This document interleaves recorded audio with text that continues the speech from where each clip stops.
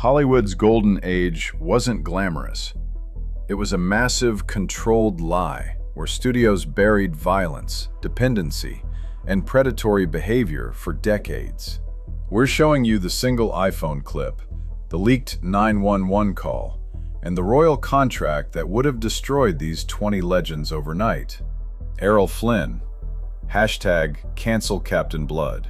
Errol Flynn, the epitome of swashbuckling adventure, would not survive a week in the modern age.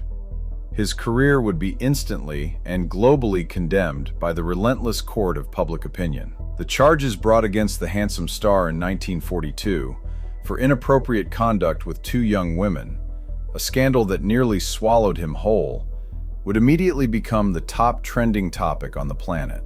In his time, Flynn was the undisputed king of high adventure, but the legal and moral firestorm he faced in 1942 was severe, carrying potentially lengthy sentences.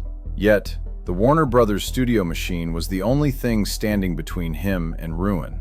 The studio mobilized an immense public relations campaign, relying on his heroic image to paint him as a victim of opportunists. They controlled the flow of information, ensured that sympathetic public figures were emphasized, and strategically suppressed unfavorable details. This centralized control over the press gave the star a shield that simply does not exist in the modern age. In 2025, the moment the charges were filed, the legal documents would be instantly uploaded to the internet, yielding the names, faces, and detailed testimony of the accusers.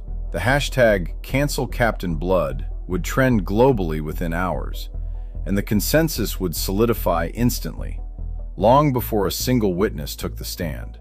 There would be no studio safe harbor, no way for Warner Brothers to strategically delay proceedings or control the public narrative. Every detail would be scrutinized on TikTok and analyzed on YouTube, subjected to a viral, unforgiving judgment that bypasses the traditional legal system. Any brand association with Flynn would be instantly severed, and corporate entities, terrified of public backlash, would instantly cut ties. His image would be permanently tainted, the carefree smile of the swashbuckler replaced by the shadow of his modern-day condemnation. A sponsored deep dive thread on X, formerly Twitter, would dissect the studio's manipulation of the original trial transcript, ensuring the public never forgets the names of the powerful men who protected him. Furthermore, a major streaming service would instantly greenlight a prestige documentary series based on the original trial transcripts, hiring celebrity voice actors and generating massive, perpetual content that ensures the scandal is the top search result associated with his name for years. The velocity of the public judgment would far outpace the slow churn of the legal system, ending his career before the jury was even selected. The studio was able to control the public narrative, creating a safe harbor for a criminal. But the next star, Judy Garland, was condemned by the very people who were supposed to protect her, the studio doctors who kept her hooked on pills for a decade, live on Instagram. Judy Garland, a lifetime of chemical dependency, live on Instagram. Judy Garland's lifelong dependence on chemical substances wasn't her fault. It was the studio's. Every emotional breakdown in every canceled show would be a live stream spectacle today, turning her tragedy into a 24-hour entertainment commodity. From the moment she stepped onto the Metro-Goldwyn-Mayer lot as a child, Judy was placed on a relentless, devastating regimen. Studio doctors administered habit-forming prescriptions intended to manage her weight, control her appetite, and manipulate her energy levels, ensuring she was thin enough and awake enough to meet the grueling demands of filming. This pharmaceutical routine, designed by the very people tasked with protecting her, created a lifelong struggle that shadowed her entire career. In her time, the studio could issue a brief statement citing exhaustion, ensuring the public narrative was one of sympathy, not dissection. Today, the concept of a private breakdown is obsolete. Her life becomes a 24-hour reality show.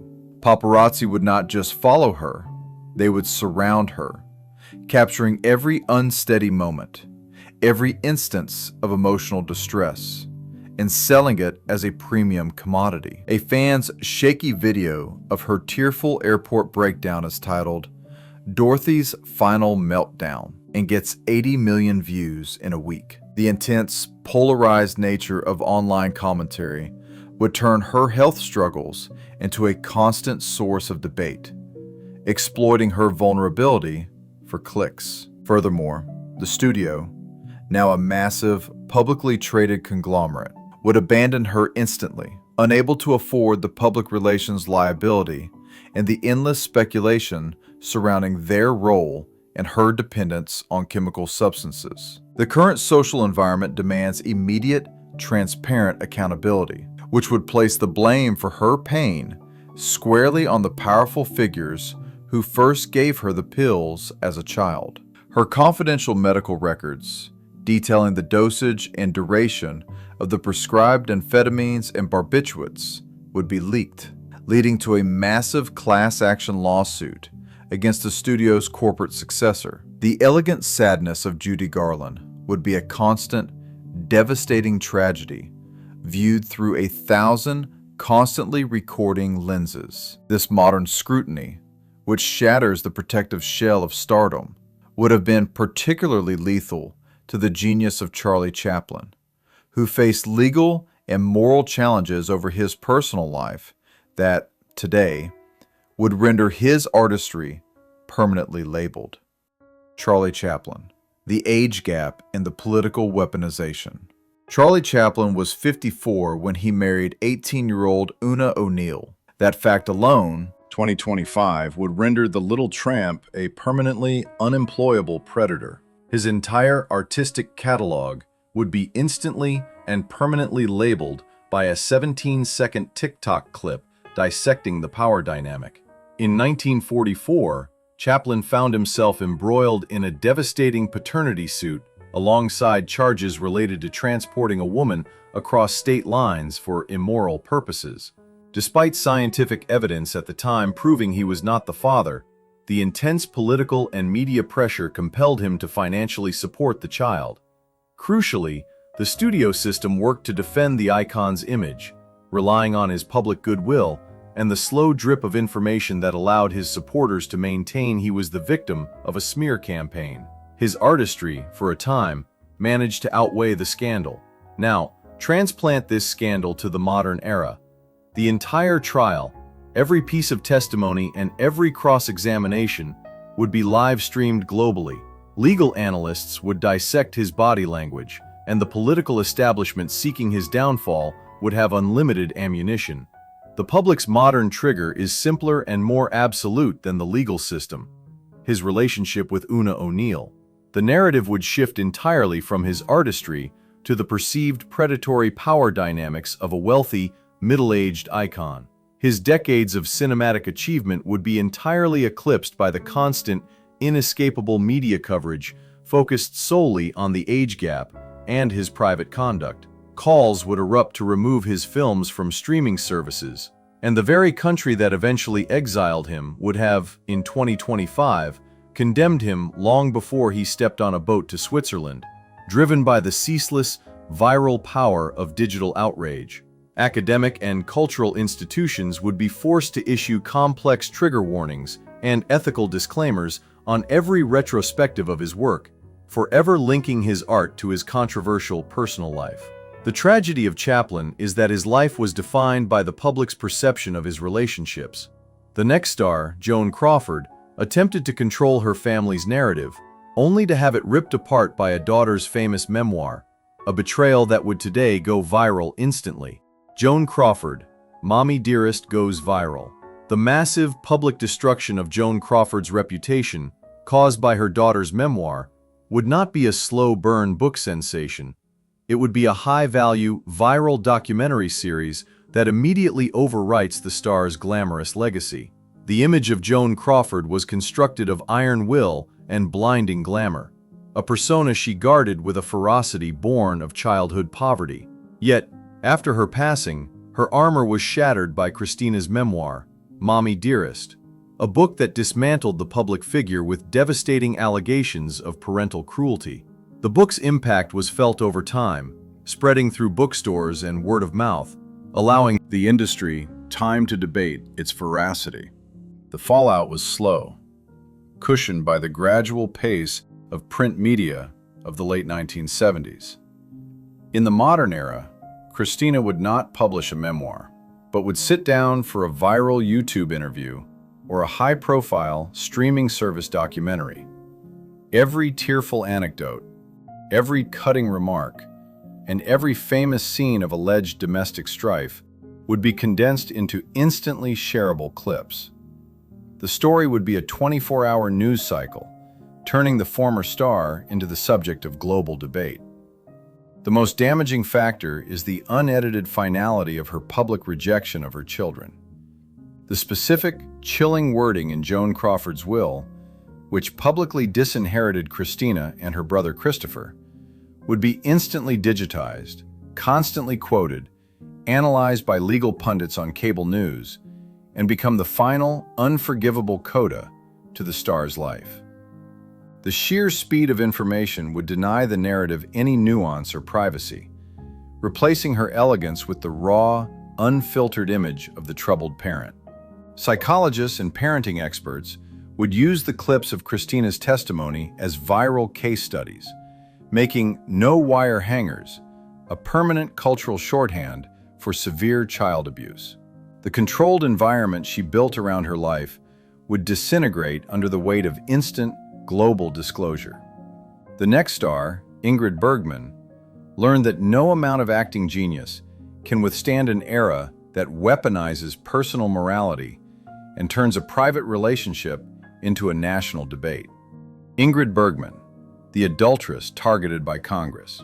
Ingrid Bergman's career would be instantly shattered by the weaponization of her personal choices, her private relationship becoming a political football that would be amplified exponentially by the modern, unforgiving news cycle. In 1949, Bergman, then married, began a romance with the married Italian director Roberto Rossellini while filming Stromboli. The ensuing outrage was swift and unprecedented, culminating in a public denouncement on the floor of the United States Senate, where a senator labeled her a powerful influence for evil. Bergman's blacklisting and temporary exile took time to achieve its full effect. The outrage spread through measured channels like newspapers and church sermons, allowing pockets of support to remain and giving her career a chance at eventual redemption years later. Imagine this same situation erupting today in 2025. The moment the affair was discovered, perhaps through a paparazzi photo or a leaked email, the outrage would be global and instantaneous. Thousands of political pundits, religious commentators, and self-appointed moral guardians would ensure the story remained the top trend for months. The actress would be immediately targeted by political action committees, who would use her private life as a lightning rod for broader cultural debates. Every detail of her relationship would be used as a political football, forcing sponsors and film studios to issue immediate statements about their alignment with her personal conduct. Furthermore, the public shaming would be relentless and highly personalized. Social media would become a toxic landscape of vicious commentary, ensuring the destruction of her public persona was both instant and permanent. A Change.org petition demanding her removal from Casablanca reruns would gain 1 million signatures in a day, forcing cable networks to temporarily pull the film to avoid backlash. Bergman learned that Hollywood's moral code, however arbitrary, could destroy a career overnight.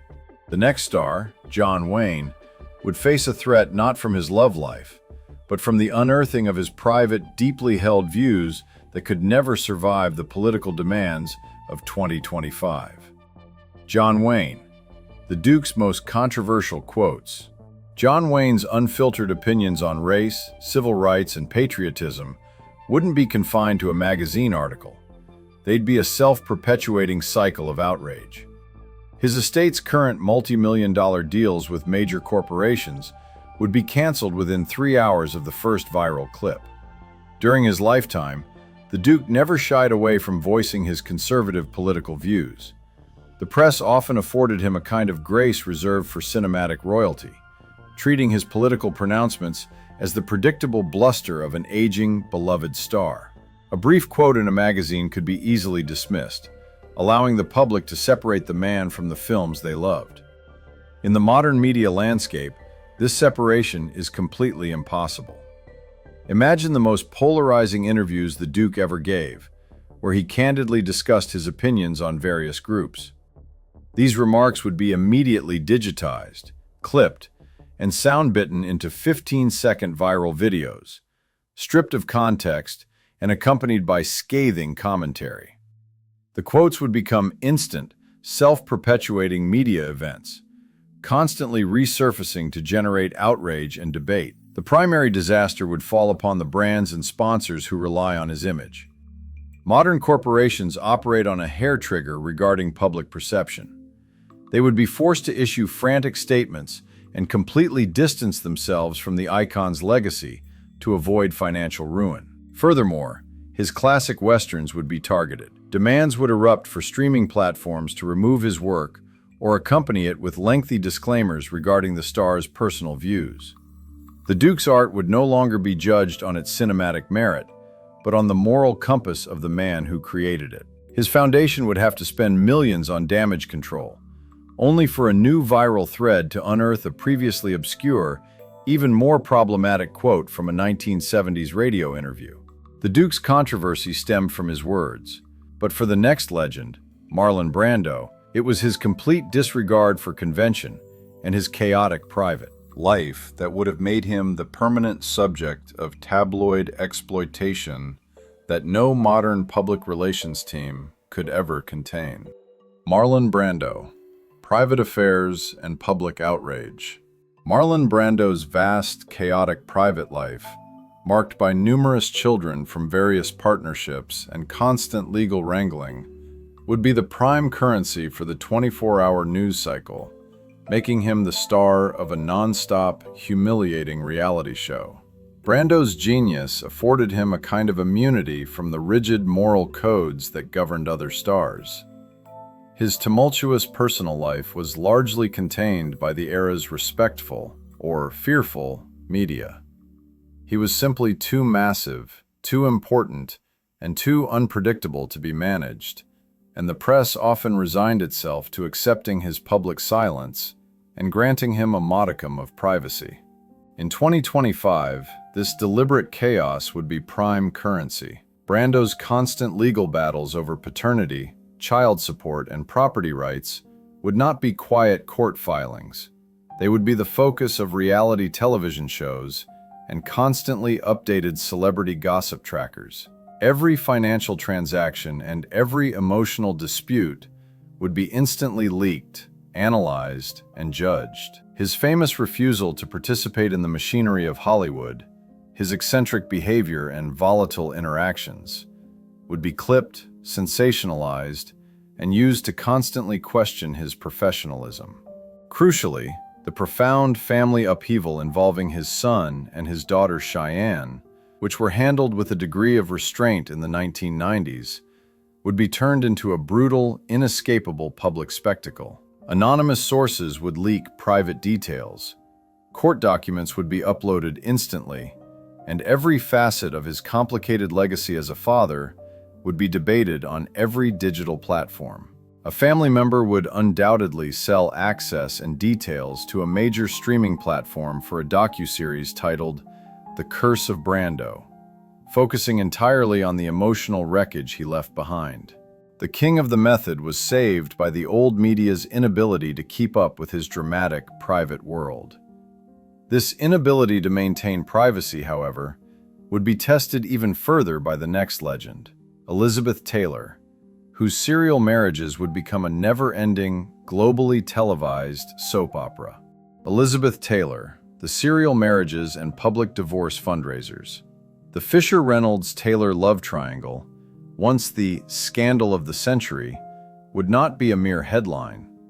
It would be a 6-part Netflix docuseries called America's Sweetheart Was Betrayed, the scandal that ended a family.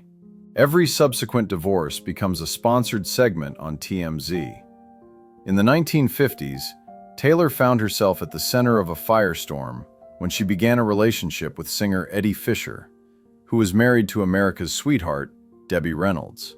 The public outrage was visceral, but the drama unfolded over months and years, covered primarily by columnists and magazines, allowing time for the public's moral outrage to dissipate. In the relentless media landscape of 2025, such a scandal would be an explosive, real-time reality show. Paparazzi would track every movement, and the emotional toll on all three stars would be turned into an open-source drama, with Twitter, now X, fueling a constant Team Taylor versus Team Debbie feud. The crucial difference lies in the digital monetization of misery. Today, Taylor's 8 marriages and 7 divorces would not just be news. They would be the content engine of a massive industry.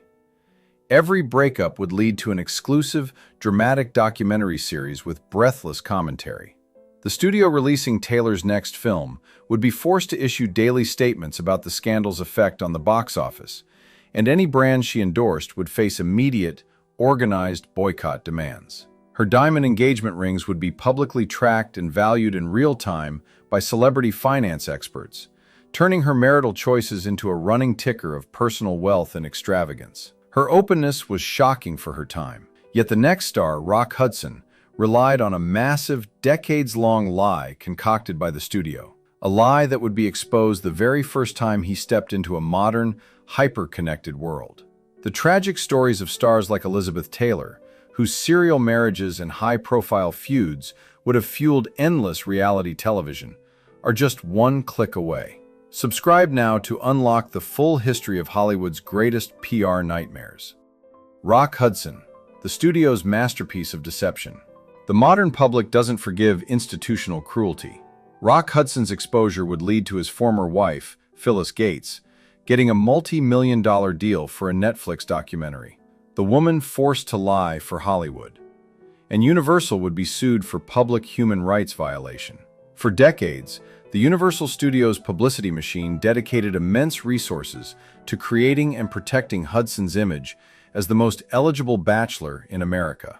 This campaign involved not only carefully worded press releases, but also the extreme measure of arranging a marriage of convenience to his agent's secretary, Phyllis Gates. The press, dependent on the studios for access and exclusive content, largely adhered to this fabricated story, allowing the deception to continue for years with only hushed whispers among the elite. In 2025, the tools used to maintain this secret are non-existent. The first time Hudson visited a public place with a male companion, someone would invariably take a picture or video. That single piece of content, captured on an ordinary device, would be instantly uploaded to platforms like Twitter, now X, or Instagram with the hashtag Rock Hudson exposed. The entire romantic comedy catalog that made him famous would immediately be viewed through this new, accurate lens. The public would demand to know why the studio forced him into a fake marriage. The legal and financial fallout would be crippling. His contractual obligations requiring him to maintain a specific public image would be instantly scrutinized, and the narrative would quickly shift from a romantic idol to a symbol of Hollywood's cruel oppression of its stars. Activist groups would immediately launch a Shame Universal campaign, forcing the corporation to fund a multi-million-dollar endowment for LGBTQIA+ advocacy groups to mitigate the historical harm. The lies surrounding Rock Hudson was a masterpiece of control. Yet, for Lana Turner, the ultimate crisis was a moment of uncontrolled violence. A private tragedy that today would be broadcast live to the world. Lana Turner, the gangster, the stabbing, and the grand jury. The 911 call recording, with Lana Turner's raw, hysterical voice, would be uploaded by TMZ within 4 hours of the event. It became a trending sound on TikTok, with over 200,000 remixes by morning. That audio is the star's new epitaph. One terrifying night in 1958, the curtains were drawn back on a scene of private violence that centered on the taking of life of her notorious boyfriend, Johnny Stompanato, at Turner's Beverly Hills home. Her daughter, Cheryl Crane, accepted responsibility, stating she intervened during a violent struggle. The grand jury inquest that followed was a media sensation, but the official proceedings afforded the actress a measure of protection. Her emotional testimony was delivered in a courthouse, and the media, though sensational, still operated on a delay, allowing the legal system to provide a resolution. Imagine the chaos of that same evening unfolding in 2025. The moment the local police responded to the emergency call, the details would be leaked instantly to the digital sphere. The raw audio, capturing the immediate terror and distress of the situation, would be analyzed and remixed into viral content across every platform, turning a private tragedy into a public, inescapable true crime spectacle. The grand jury proceedings would not be confined to a courtroom. Every single word of Lana Turner's emotional testimony would be live tweeted, and the public would form its judgment immediately. The focus would immediately shift from the tragic necessity of the event to Turner's complicated romantic history and her association with a figure connected to the underworld. Legal documents from the grand jury hearing, including graphic photographic evidence and witness statements, would be downloaded and analyzed by millions of armchair detectives on Reddit, creating a constant new source of public speculation. Lana Turner survived the 1958 scandal because the media operated on a delay. This constant, unforgiving exposure would have been particularly devastating for the next star, Vivien Leigh, whose private struggles with her emotional well-being were carefully protected by her husband and her studio, a shield that simply cannot exist in the age of leaked set footage. The legal and moral challenges faced by stars like Charlie Chaplin invite intense debate. Tell us in the comments below, which golden age icon do you think would be the most successful at navigating the PR minefield of 2025? Vivien Leigh, mental health struggles under a modern lens. A single instance of erratic behavior by Vivien Leigh on a film set would be instantly captured by a crew member's iPhone, uploaded anonymously to Reddit, and the resulting viral outrage would see her fired from the project within 48 hours. Behind the flawless facade of the radiant Scarlett O'Hara lay a deep, private struggle with a severe mood disorder. During the Golden Age, her legendary moments of upheaval on film sets, mood swings, outbursts, and periods of incapacitating low spirits were treated with the utmost secrecy and protection. Her husband, Laurence Olivier, managed her care, and the studios, unwilling to risk losing their valuable star, were complicit in this silence, issuing vague press releases about exhaustion. In 2025, this wall of silence would be impossible to maintain. That moment of disruptive behavior would be captured instantly by an iPhone, uploaded anonymously, and the raw audio and video, stripped of all medical context, would be immediately broadcast, turning her illness into a viral spectacle. The conversation would shift instantly from celebrating her genius to cruelly dissecting her behavior. Anonymous crew reports detailing her most difficult days would be leaked to TMZ, generating thousands of hateful comments and demands for her removal from the project. Furthermore, her medical records would become the target of hackers, and the public and financial entities would demand full transparency about her condition, citing liability and production costs. The studio, facing a crisis of confidence from investors, would be forced to choose between the star's well-being and their bottom line, a choice that would likely result in her swift replacement.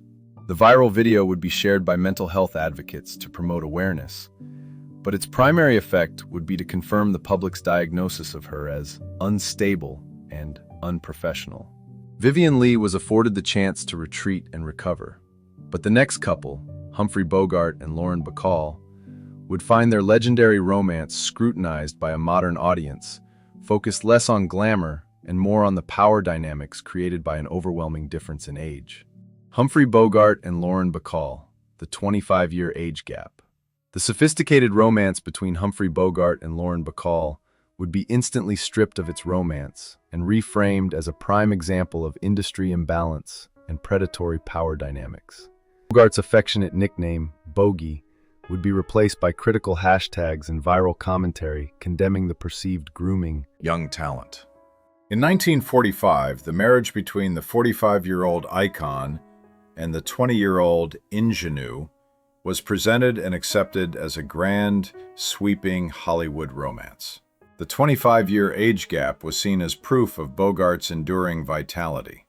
The culture of the era was not equipped or willing to critically analyze the inherent power differential between a global icon with decades of experience and a newcomer just launching her career.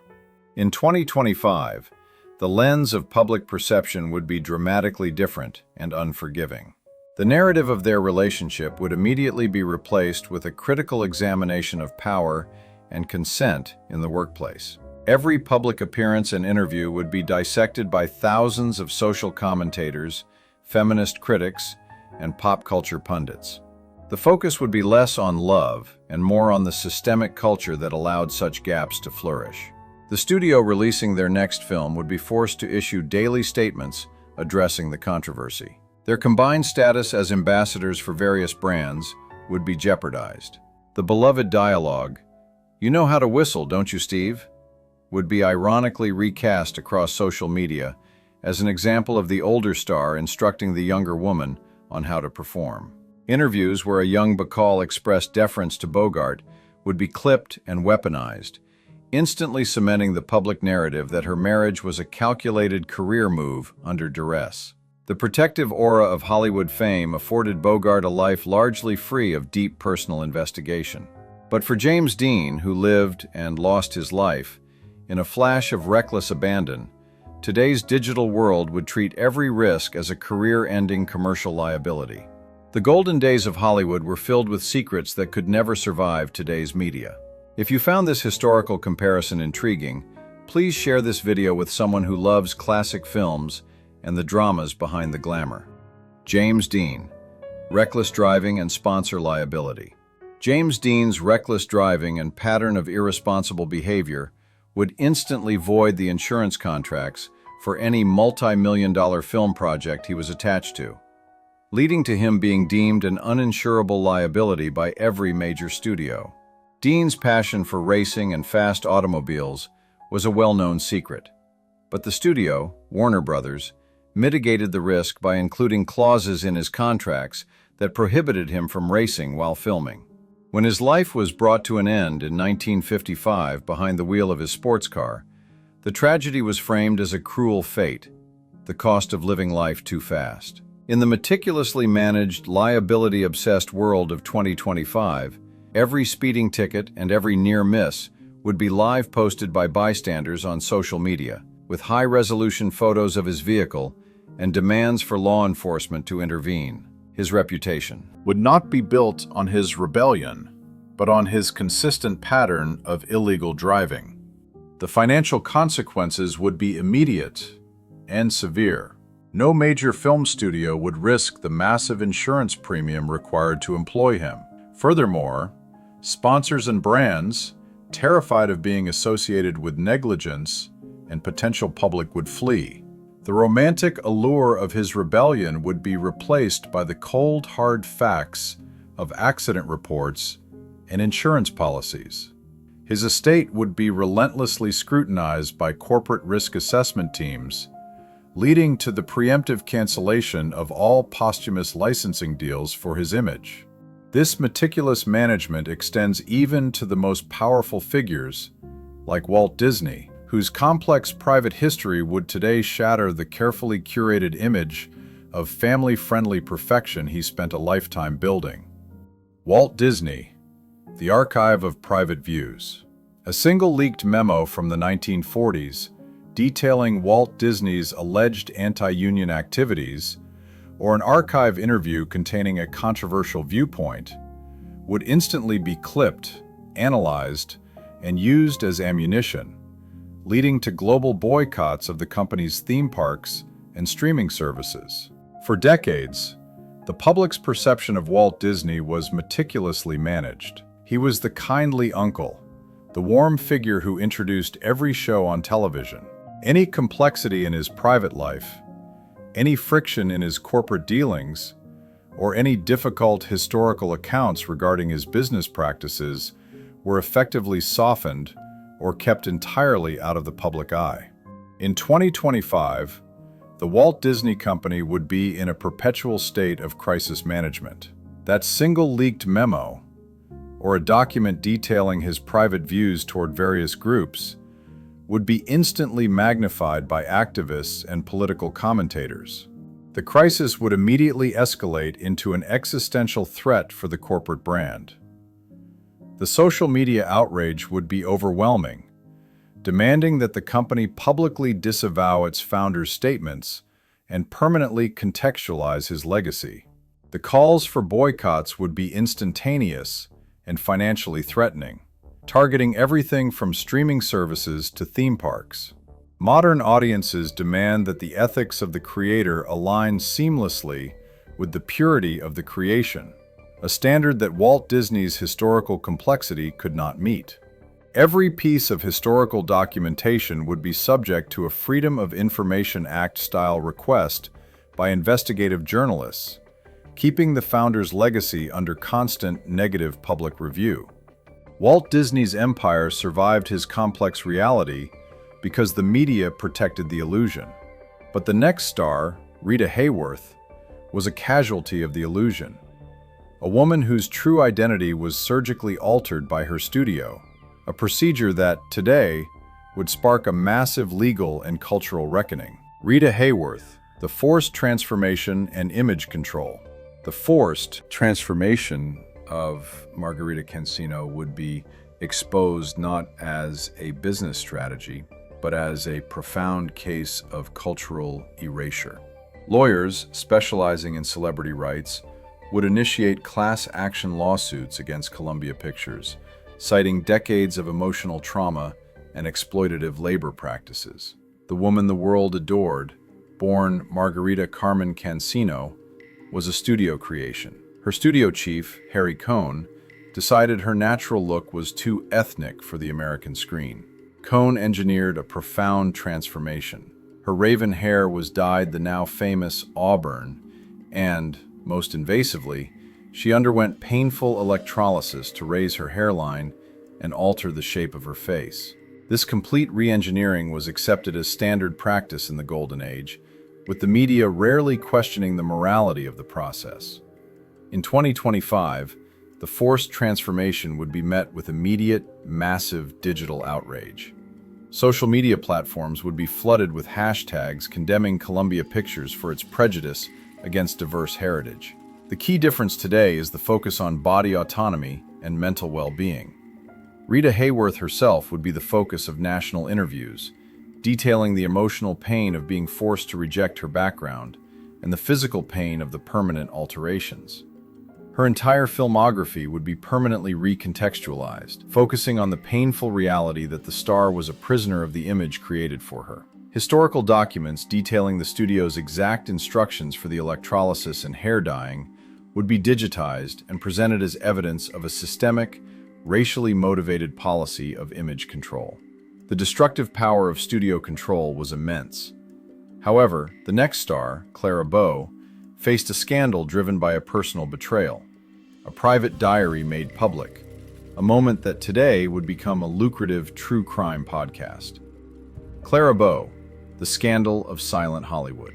Clara Bow's greatest private tragedy, the intimate contents of her diary being sold and published, would not be a newspaper scandal. Her former secretary would be immediately sought out for a multi-million-dollar true crime podcast and Netflix documentary deal. Clara Bow, the original It Girl, found her career shattered after her former secretary betrayed her trust, selling the intimate contents of the star's personal diary to a notoriously vicious tabloid. This private record was transformed into a lurid public spectacle, filled with exaggeration and devastating claims about her romantic history. The ensuing media frenzy initiated a prolonged public humiliation, leading to public boycotts of her films, a blow from which she never truly recovered. In 2025, the secretary would sit down for an exclusive, highly paid true crime franchise. The diary's contents would be digitized, with every entry instantly scrutinized by millions of anonymous internet commentators.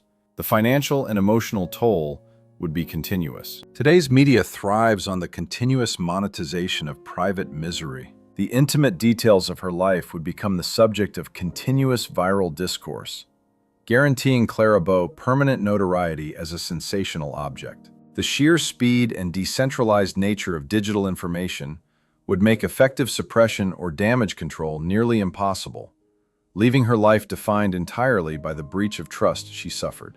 The very pages of the diary would be auctioned off as high-value NFTs, ensuring the perpetual commercial exploitation of her personal pain, while online sleuths would use the diary's content to identify and publicly expose the anonymous partners mentioned within its pages. She found sanctuary in obscurity, a retreat that would be impossible for the next subject, Marilyn Monroe, whose final mysterious hours would be treated as an unending, profitable conspiracy industry. The mystery of Marilyn Monroe's final hours. The ambiguity surrounding Marilyn Monroe's final moments would be immediately seized upon and transformed into a perpetual, highly profitable, and destructive conspiracy industry, with every contradictory piece of evidence fueling continuous, high-value streaming content. When Marilyn Monroe's life came to an end in 1962, the official conclusion was deemed a likely intentional overdose. Yet the circumstances, the alleged lack of transparency, and her highly publicized association with powerful political figures left the public deeply unsatisfied. The press, though aggressive, could only rely on official reports and leaks from limited sources, allowing speculation to grow slowly over decades through books and documentaries. Today, the investigation into her passing would be completely overwhelmed by the digital sphere. The initial police reports, the coroner's findings, and the final phone records of her associates would be leaked online within hours.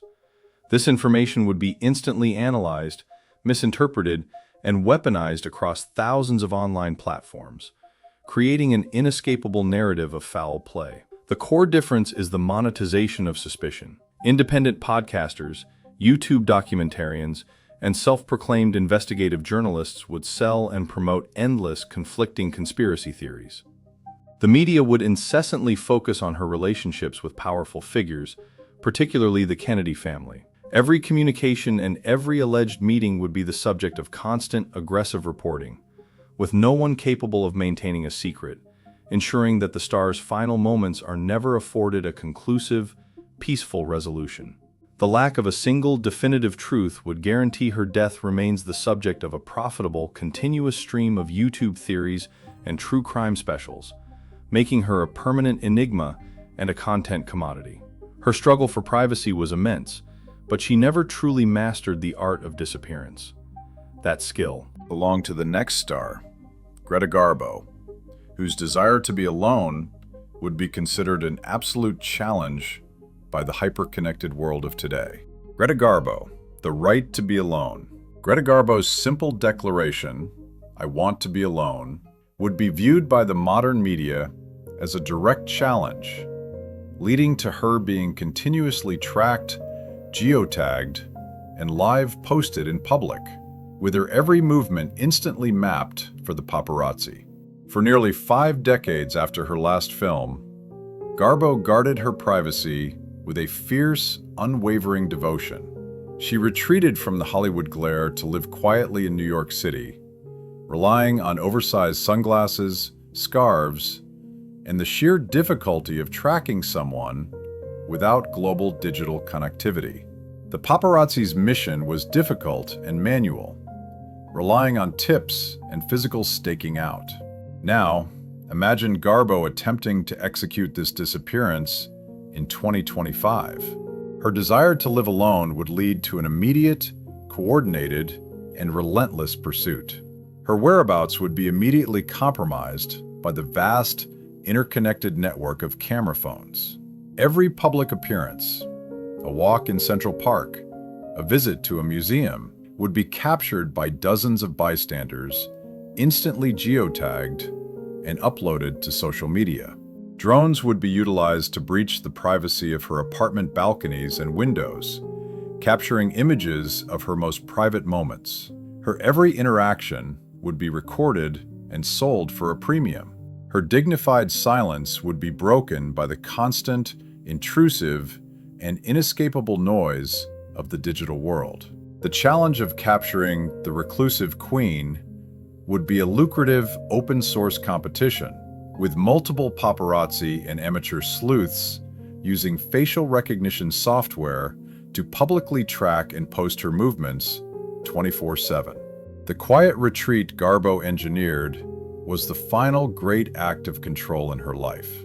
But the ultimate control, the ability to keep secrets buried, was lost entirely when the next subject, Mary Pickford, faced the leaking of her private letters. A mystery that today would be solved for profit. The power of Hedda Hopper, the gossip columnists reborn as TMZ. The power wielded by Hedda Hopper and Luella Parsons, the queens of the gossip column, would be instantly decentralized and multiplied across every digital platform. With celebrity secrets exposed by a continuous, anonymous force of leakers and influencers. In the 1940s and 50s, the careers of Hollywood's biggest stars rested entirely in the hands of these two powerful figures. Hopper and Parsons could make or ruin a film simply by writing a few carefully chosen lines. This immense power stemmed from a symbiotic relationship with the studios. The columnists ensured that the stars' most damaging secrets were kept out of print. The media then was a bottleneck. Control the columnists, and you controlled the narrative.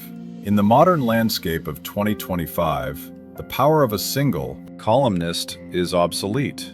Hedda Hopper and Luella Parsons would be the collective, anonymous, and instantaneous force of TMZ, Perez Hilton, and thousands of celebrity gossip blogs and influencers. The key difference is the complete removal of the studio filter.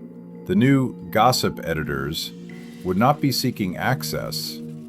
They would be seeking leaked audio, encrypted messages, and anonymous tips to guarantee a viral scoop that generates millions of clicks and dollars. Confidential information such as private medical records, therapy transcripts, or financial settlements would be hacked and published instantly, creating a non-stop cycle of crisis management for the stars.